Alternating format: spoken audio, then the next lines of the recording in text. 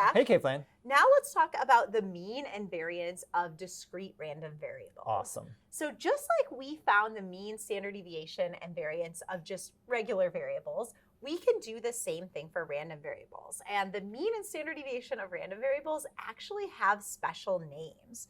So previously, we actually summarized lists of numbers by looking at their average and standard deviation, and we're going to do the analogous summaries for random variables. So we'll start with the mean. And like I said, we're specifically focusing on discrete random variables in this series for the mean and variance. Continuous random variables, to calculate the mean and variance, you actually need to know calculus. Oof. So we are not going to cover that in this series. But for the mean of a discrete random variable, we call this in statistics the expected value. And it's often abbreviated as EV because I guess as statisticians, we're a little bit lazy too. Just like computer scientists. We don't want to write all that out.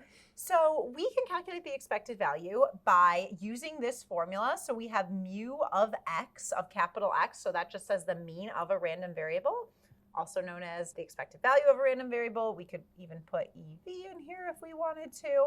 But it looks like we are just going to take each value and multiply it by its probability and then add them all up. So we'll do an example of this in a minute. And then the standard deviation of a random variable, or the standard error, actually measures the spread. So the expected value is what we're expected to get, or the event that has the highest probability. The standard error is the measure of spread that calculates our error. So the standard error of a discrete random variable is shown here, and we have sigma, or the standard deviation of x, of our random variable. Sometimes we represent standard error as SE.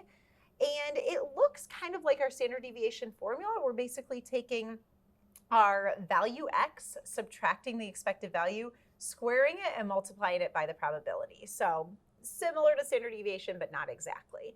So I think the best way to understand this is to actually do an example. So What do you got? Wade, here is my example. It says, let's say x is a random variable that looks at the number of workouts that I will do in a week. Oh, awesome. I know you're always going to the gym. Yeah, always going to the gym. Not really.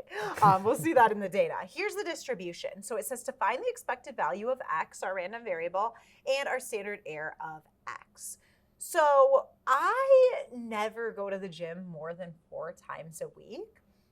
It's still a lot. Like every other day, you might be at the gym. Yeah, like this week, I've only gone once.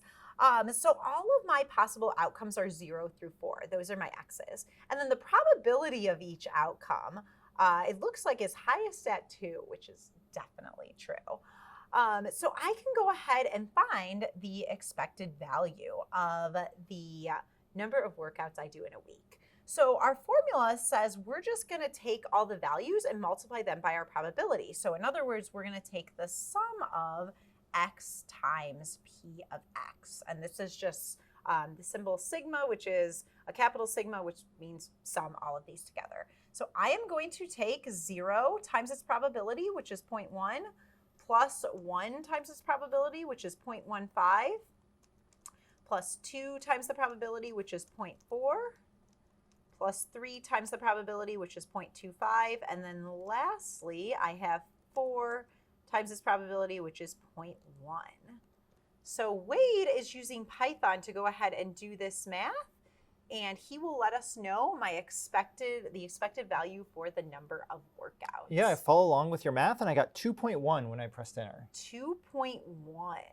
And just because of the nature of the formula, this can be a decimal, even though 2.1 workouts would be kind of weird, although sometimes I do partial workouts. But I kind of think of this as your average number of workouts is between 2 and 3. Exactly. That's a great way to think of it. So this is the expected value, but because this is a random variable and it changes each week, there's going to be this element of error. So we can calculate that by using our formula for standard error.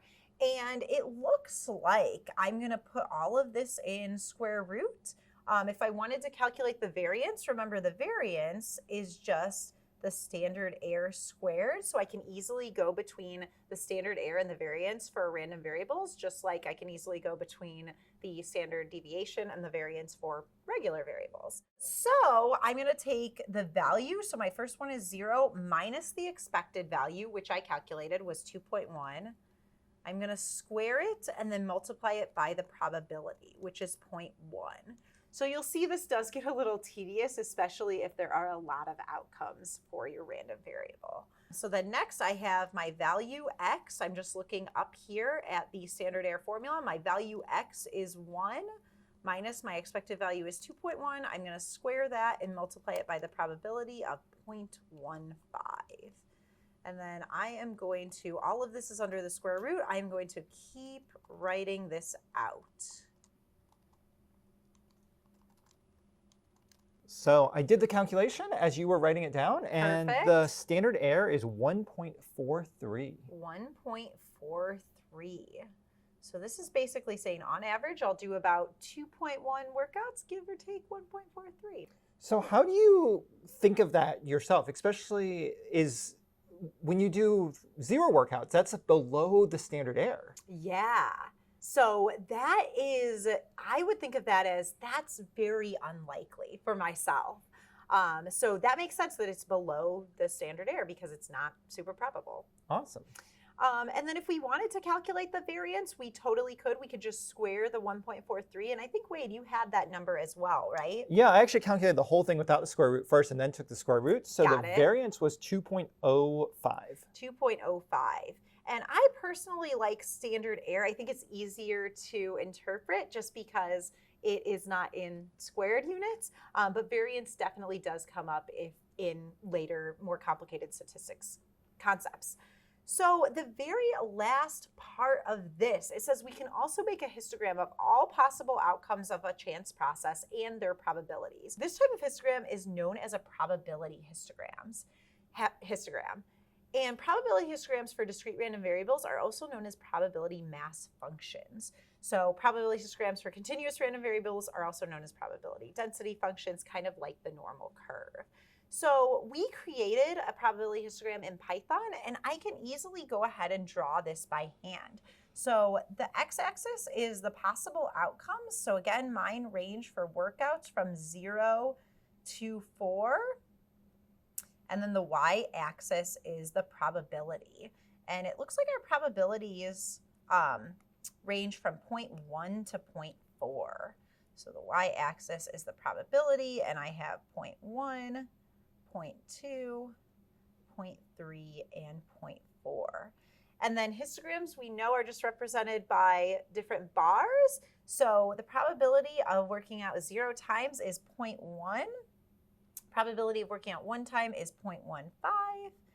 2 times is our highest probability at 0.4. 3 times is 0.25. And then 4 is also 0.1. So we can see that the probability histogram that I drew, maybe not the prettiest, but looks similar to the histogram in Python. And this is the power of Python, is we don't like drawing out these histograms. It's too much. So we can just use Python to make these probability histograms for us to help us understand random variables even more. That's amazing.